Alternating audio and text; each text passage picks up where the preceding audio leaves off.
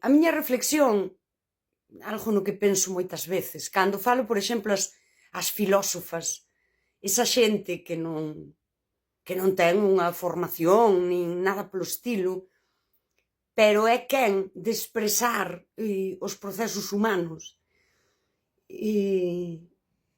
Vou poñer un exemplo. A miña psicóloga unha vez díxome que a súa avoa usaba unha expresión que describe un fenómeno psicolóxico, a conto disto que falaba eu a fuxida ou a evitación, non? A súa avoa decía non me levan os pés. Non me levan os pés describe perfectamente iso que dixo eu, non? Cando o meu corpo emocional ten unha resposta, pois, de evitación. Non quero ir ali, ou non quero ver esa persoa, ou non quero falar con esa persoa. E desde a frase non me levan os pés, ti tes que explicarte moitas cousas. Por que non me levan os pés?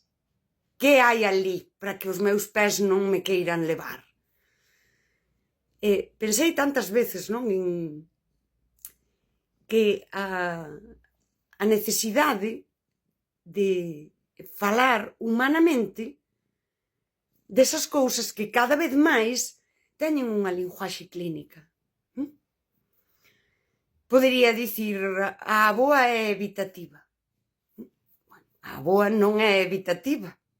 A avoa, como a todos os seres humanos, ten comportamentos evitativos e pódeos describir dunha forma tan humana como a dicir non me levan os pés.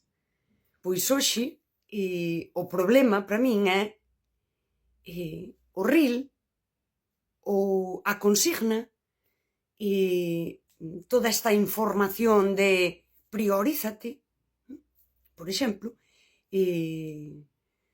tes que quererte, e tes que quererte plantéxano como unha cousa que é a máxima felicidade na que ti te priorizas, é dicir, vives ao chou en realidade porque non tes en conta todo o que te rodea, toda esa complexidade, pero cando non tes en conta toda a complexidade, tampouco estás tendo en conta a túa propia complexidade. Esa idea de simplificar a vida, cando non se entende, pasa por simplificarte ti. Pasa por, para volver ao principio, deixar de explicarte a ti cousas importantes sobre ti. A proxección para o like, para a validación, en formato, e na vida analóxica funciona igual, non? En formato xa, tes que entenderme xa, tes que quererme xa, tes que... pasa por simplificarte ti. Logo, aquilo que dixo Eric Fromm, fragmentarte. Eu deime conta que moitas veces nos vínculos de socialización, de que quedamos para o viño e para facer cousas, funciona un pouco como un TikTok. Cada un, si, solta o seu reel e estamos xogando a ver quen é mellor. O xogo non é a recoñecernos, senón a compararnos a ver quen é mellor e a ver quen ten máis reproduccións, máis likes, máis engagement, si? E non hai recoñecemento. Cando falta esa capacidade de contarte a ti cousas, tampouco llas podes contar ás outras persoas. Só podes darlles un scroll, un tweet, sí, e recibir un like. Ese é o xogo da validación. O xogo do recoñecemento xa non é xogo. É vida. É cando as persoas somos seres humanos que nos recoñecemos a nós mesmas na nosa complexidade, logo acollemos a complexidade allea. E iso é maravilloso. Esta idea de que somos persoas tan preparadas, ás veces toda esa linguaxe máis máis bonita, máis académica, máis clínica, máis...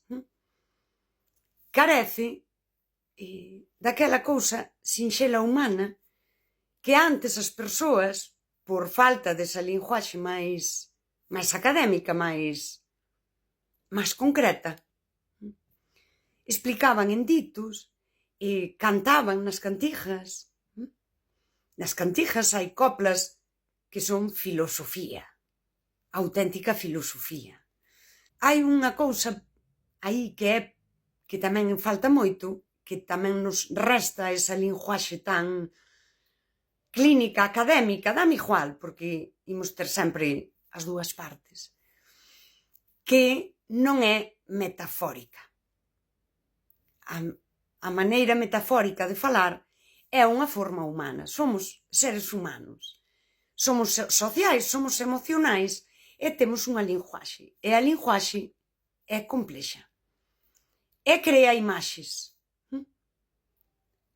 E eu creo que sí que o perdemos. Por non querer parecer tan aldeanas e tan random de pacotilla. Sí. Perdemos a linguaxe máis humana e a metáfora creo que é algo, sí, que corresponde a unha linguaxe moi humana que nos permite crear unha imaxe mental do que nos pasa. Pois isto tamén o pensei eu moitas veces. Compre falar con persoas que poidan falar así. Por iso a min, a xente de antes, que eu falaba onte cunhas señoras, non? Dicíanche un dito e dicíanche todo. Porque crea esa imaxe mental. Non poñas o carro diante dos bois.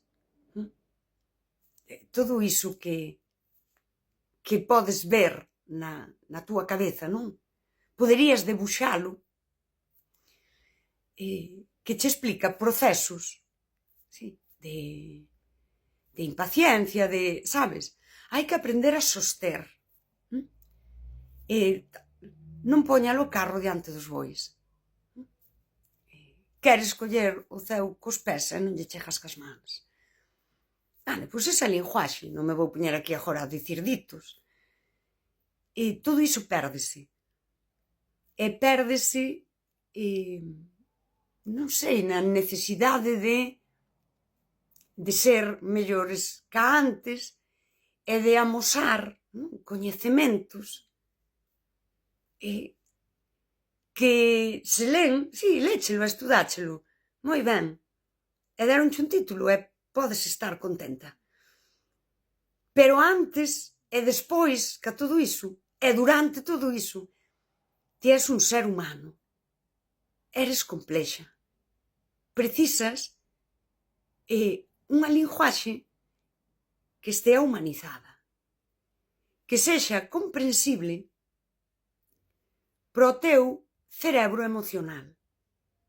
E o teu cerebro emocional non podería nunca estudar psicoloxía, nin historia, nin nada.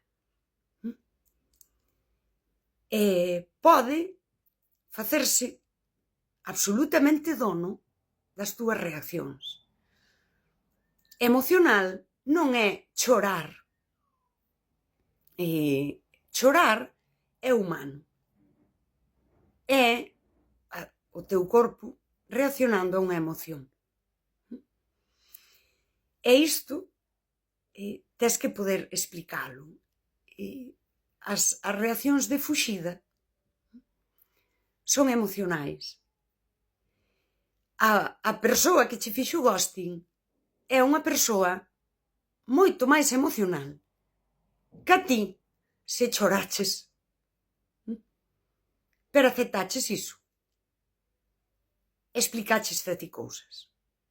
É así. Estamos demasiado confundidas do que é emocional e do que non.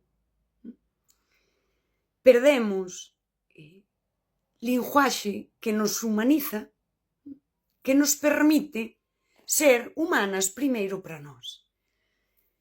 Cando alguén te deshumaniza, antes xa se deshumanizou. O ser humano precisa contarse cousas. E cando eu digo precisas, o teu cerebro precisa crear relatos que fagan sentido, encher ocos para ter un relato, isto é verdade. Isto é certo. E isto responde a algo que non se pode estudar, que é vida. É vida. E estamos, en xeral, esquecendo o máis importante.